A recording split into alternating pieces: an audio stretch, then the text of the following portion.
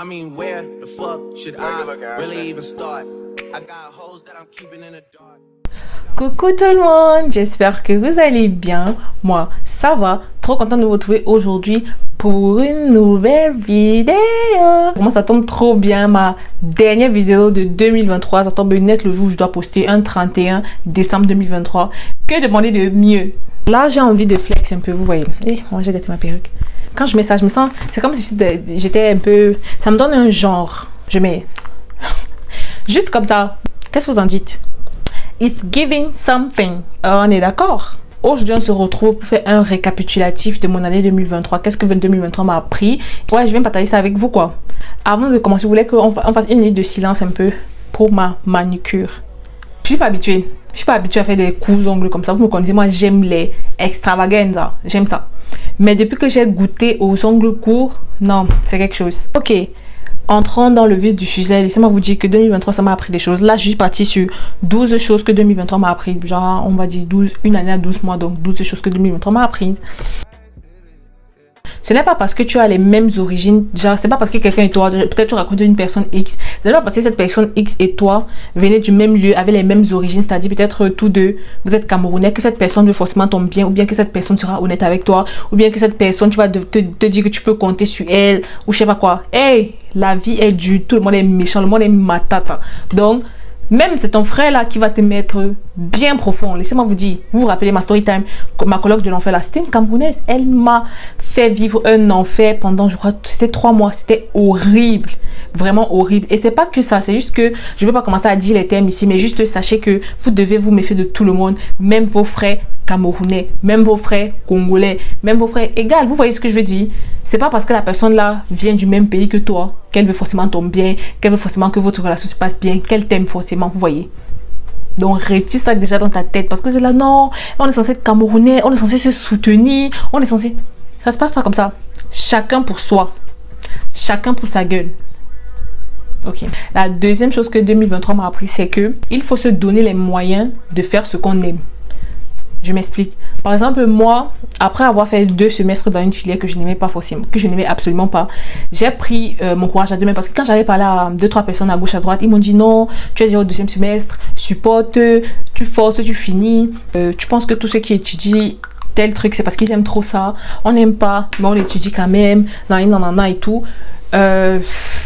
Dieu merci, j'ai pas écouté ça. J'ai fait ce que mon cœur m'a demandé de faire. Et aujourd'hui, je suis fière. Je ne dis pas que c'est facile, c'est pas facile. Mais au moins, tu vois, j'ai cet amour là de ce que je fais en fait. Ça me plaît vraiment. Je ne supporte pas, je ne subis pas tous les matins la vie quand je me lève pour aller à l'école et tout ça. Non. Alors que avant je subissais. Donc, juste donnez-vous les moyens. Même si tu sens que c'est quelque chose que tu veux faire, tu sens au fond de toi que c'est bien pour toi, que c'est vraiment ce que tu veux faire. Même si la terre entière est contre toi, crois en toi et donne-toi les moyens de pouvoir faire ce que tu aimes. Parce que c'est ta vie, c'est ta vie. La troisième chose que 2023 m'a appris, c'est de ne pas avoir peur du regard des gens. Ça se complète un peu avec le deuxième. Par exemple, je vous ai pas dit, mais en 2022, j'ai eu une rupture. Et quelques temps après, je me suis mis en couple. Genre, quand je dis quelques temps après, c'est genre un peu close. Vous voyez, c'était un peu proche. Limite, les gens, limite, on m'a dit que c'est un peu chevauché. Vous voyez. Et certaines personnes se me disent, ouais, pourquoi tu te mets vite en couple comme ça? Il faut que tu prennes le temps pour toi, tu dois prendre le temps pour guérir. Nanana, c'est pas comme ça que ça se passe. Ça veut dire que peut-être j'avais à commencer des bails avec l'autre. Nanana, j'en ai rien à foutre de ce que vous pensez, c'est ma vie. Moi, je sais comment je gère ma rupture, je sais comment je gère ci, je sais comment je gère ça. Et je suis très contente d'avoir pris la décision que j'ai prise aujourd'hui. Donc, en fait, pour vous dire que quel qu'en soit ce que vous faites, les gens vont toujours parler. Vous voyez, ça c'est déjà clair d'abord. Mais aussi quand vous voulez faire un truc, parce que je connais beaucoup de filles qui, elles ont rompu et il y a un garçon qui leur plaît, elles veulent se mettre en couple, mais elles osent pas, elles disent non. Les gens m'ont dit que j'avais commencé des trucs, les gens m'ont dit, on s'en fout, c'est ta vie, c'est ta vie, c'est ta vie amoureuse, c'est ton cœur, c'est de toi qu'il s'agit. Qu'est-ce que toi tu veux? Est-ce que tu te sens prête si toi-même? Parce qu'en fait, les gens vont commencer à dire non, après une longue relation, il faut attendre 1 an, il faut attendre 2 ans, il n'y a pas de temps. C'est pas comme ça que ça marche. Quand tu te sens prêt, tu te sens prêt. Si tu es passé autre chose, tu es passé autre chose. Il y a des personnes pour qui ça va prendre, je sais pas, 2 mois, d'autres c'est qui ça va prendre 1 semaine, d'autres c'est qui ça va prendre 3 ans. Donc il n'y a pas de non, c'est comme ça. Arrêtez un peu de vouloir toujours mettre les gens dans les cases, de vouloir forcer les gens à faire ce qu'ils veulent pas, de vouloir mettre les gens mal à l'aise dans leur vie. En fait, moi, je pars du principe que chacun sa vie, chacun ses choix. Je fais ce que je veux, tu fais ce que tu veux. Je m'en fous de ta vie, tu t'en fous de ma vie, tu me laisses tranquille. Moi, j'ai fait ma décision et je suis très heureuse de ma décision en fait aujourd'hui. Donc En bon entendeur, salut. Attendez, on dit à bon entendeur, salut, un bon entendeur, salut ou un bon entendeur, saline. Vous avez compris ce que je voulais dire. C'est le plus important. La quatrième chose que 2023 m'a appris, c'est qu'il faut se fixer des priorités. Je sais qu'on a tous envie de réaliser des choses, mais essayez de prioriser, essayez de faire des choses crescendo parce que à force de vouloir tout faire au même moment, tu vas rien faire. Je prends un exemple très simple. Les étudiants qui vivent ici en Allemagne vont bien comprendre l'exemple que je veux prendre. Ça, c'est vraiment un conseil que je vous donne. Quand tu es ici en tant qu'étudiant, c'est facile de te retrouver en train de chasser l'argent au lieu de chasser tes études, au lieu de chasser ton diplôme. Parce qu'on retrouve souvent beaucoup de personnes ici qui font plus de temps que prévu pour finir leur diplôme. Déjà parce que ce n'est pas facile. Effectivement, tu dois travailler. La plupart d'entre nous, donc moi aussi, on doit travailler pour subvenir à nos besoins à côté de nos études. Ce que la plupart des gens font, c'est qu'ils veulent avoir un style de vie, mais ils oublient qu'ils sont juste étudiants déjà de base. Ils veulent déjà avoir un style de vie et ce style de vie doit être entretenu. Et le problème, c'est que tu ne peux pas vraiment entretenir ce rythme de vie parce que tu es étudiant. Donc ça veut dire que tu dois te retrouver en train de sacrifier tes études pour pouvoir travailler et gagner beaucoup d'argent. Le truc, c'est que quand tu es arrivé ici, tu arrives en tant qu'étudiant, donc ta priorité d'abord, ce sont tes études. Je ne sais pas si vous voyez un peu ce que je veux dire. Ta priorité, ce sont tes études. Donc moi, je pense que tu devrais, au lieu de sacrifier l'école au bien du travail, sacrifier plutôt le travail et sacrifier aussi tes envies et essayer de baisser un peu ton rythme de vie, ton standing de vie, te concentrer sur tes études, finir tes études et maintenant là tu pourras t'offrir la vie que tu veux. Je ne sais pas si vous voyez un peu ce que je veux dire. Parce que je prends un exemple, si moi je suis étudiant, tu dois travailler, je fréquente de lundi à samedi parce que ce semestre c'était très chaud, je fréquentais de lundi à samedi. Si je dois fréquenter de lundi à samedi et que je dois avoir un workstudent, c'est-à-dire, je sais pas comment on dit ça en français, vraiment désolé, c'est-à-dire tu dois travailler 20 heures, c'est un contrat dans lequel tu dois travailler 20 heures par semaine. Tu vois déjà que quand tu fréquentes de lundi à samedi, c'est difficile pour que tu trouves vraiment 20 heures à concentrer au travail. Ça veut dire quoi? Que parfois il y aura les jours où tu vas devoir manquer l'école, manquer certains cours pour pouvoir aller au travail. Donc ça fait, tu ne pourras pas composer toutes les matières que tu dois normalement composer le semestre là. Je ne sais pas si vous comprenez un peu. Oui. Donc ce que certains étudiants, dont moi aussi, font, c'est genre, ils prennent juste un petit travail qui leur permet de, voilà, de se battre. C'est pas facile, c'est clair. Je vous dis, je vous le redis, ce n'est absolument pas facile. Mais, I'm focus. Je sais ce que je veux. Je sais que ce sont des sacrifices que je fais pour pouvoir atteindre mon objectif, en fait. Voilà. Après, vous pouvez ne pas être d'accord, hein, c'est votre vie, vous faites ce que vous voulez, si vous voulez durer à l'école. Qui suis-je? Si vous voulez avoir la vie de Lady Ponce, moi qui? En cinquième position, je vais vous dire un truc, ça va sonner un peu genre, on dit ça comment? Un peu bidon, mais vrai. Cette année encore, je pense que c'était dans ma vidéo de récap 2022, peut-être, je sais pas. Mais cette année encore, mon Dieu, je me sens trop fraîche avec ça. Cette année encore, j'aimerais vous dire qu'il y a des gens qui sont juste de passage dans votre vie et que ce n'est pas grave. Genre vraiment, il y a des gens avec qui vous étiez comme ça. Genre vraiment, vous étiez comme ça, vous avez fait, je sais pas, 9 ans d'amitié et aujourd'hui, vous êtes comme ça. Ce n'est pas grave. C'est pas au nom. En fait, le truc, c'est que certaines personnes, ils veulent seulement trop s'accrocher à non, on est amis depuis longtemps et tout. Vous êtes amis depuis longtemps, mais est-ce que cette amitié-là, ça a encore un sens dans ta vie aujourd'hui? Est-ce que vous regardez encore ensemble dans la même direction aujourd'hui? Non. Alors lâche prise. Moi, vraiment, je suis arrivée ici, là, j'avais une amie comme ça. On a même vécu ensemble ici, dans ce pays. Et aujourd'hui, si je vous dis, je sais même pas où elle vit. Elle sait même pas où je vis. Elle sait pas ce que je vis. Je sais pas ce qu'elle vit. On n'a pas de problème. Je sais pas. Je suis pas fâchée contre elle. Du moins, on s'est expliqué. Je suis pas fâchée contre elle. Je pense pas qu'elle soit fâchée contre moi. Mais juste on a compris que bon, c'était mieux que chacune continue sa vie. Qu'on continue nos vies chacune de son côté. Juste déjà qu'on sera plus amis comme avant. On n'a pas de problème. Genre aujourd'hui, elle m'écrit, je vais répondre. J'ai son numéro, elle a mon numéro. Si elle a un problème, si je peux, je vais l'aider. Mais je sais que on n'est plus copines comme avant. Et moi j'étais là à vouloir faire des trucs juste pour lui faire plaisir, à vouloir ramer pour sauver la relation et tout. Non, c'est pas ça la vie. Il y a des gens qui sont juste de passage, ils t'apprennent des choses, ils t'apportent des choses. On a vécu une très belle amitié. Je ne pourrais jamais cracher sur ce qu'on a vécu, mais elle a fait son temps. Voilà, notre amitié a fait son temps et il est temps pour elle comme moi de passer à autre chose. Et c'est la vie, ce n'est pas grave, c'est la vie. J'ai envie de dire 2023 m'a appris, mais c'est pas vraiment que 2023 m'a appris. C'est vraiment un truc que je glisse comme ça là. L'Allemagne. Genre si toi, tu es étudiant, tu es au Cameroun, tu as le choix. Par exemple, je sais pas, tes parents mettent plusieurs pays à ta disposition. Ok, entre, je sais pas, l'Angleterre, la France et l'Allemagne, tu préfères aller où pour étudier? Bah l'Allemagne. Bah l'Allemagne. Si, moi, j'ai envie de dire si j'avais su, mais après, c'est pas trop comme si j'avais le choix. Mais si j'avais eu le choix, j'aurais surtout pas choisi ce pays.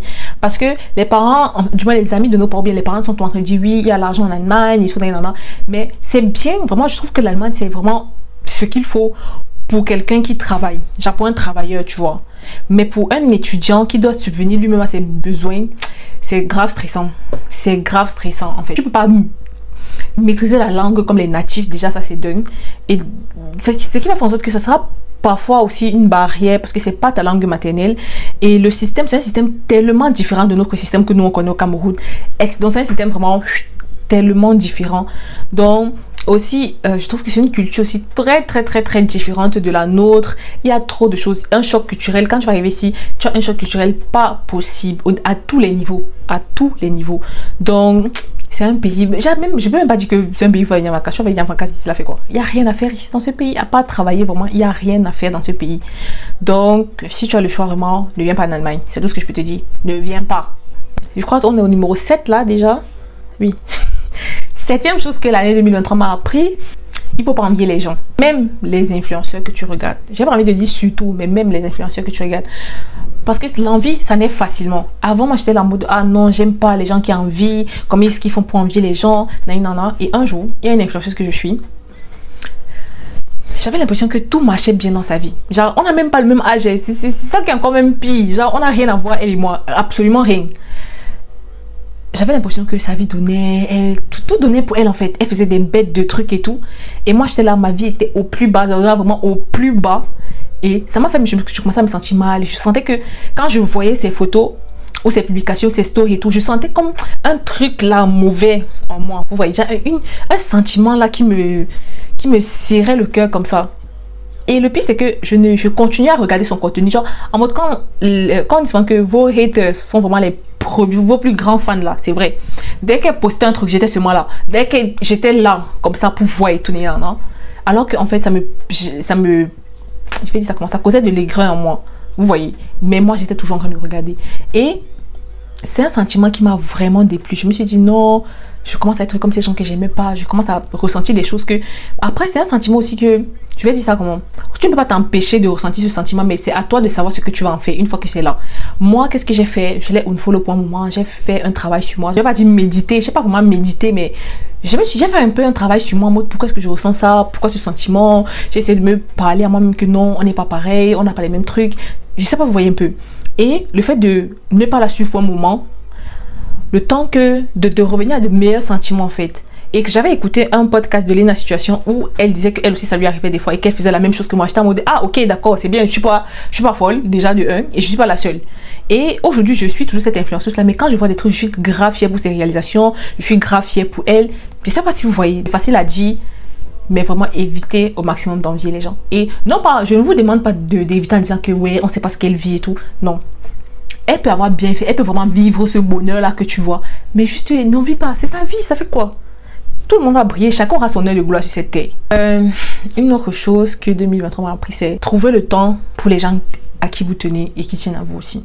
Parce que, surtout, bon, j'ai envie de dire surtout ceux qui sont en Europe, mais pas vraiment ceux qui sont en Europe, ceux qui sont vraiment dans le monde du travail, le monde des affaires, ceux qui ont un peu, on va dire fast life. Vous voyez, fast life, pas fast life style money, mais fast life. Parce qu'ici, là, en Europe, les choses vont très très vite.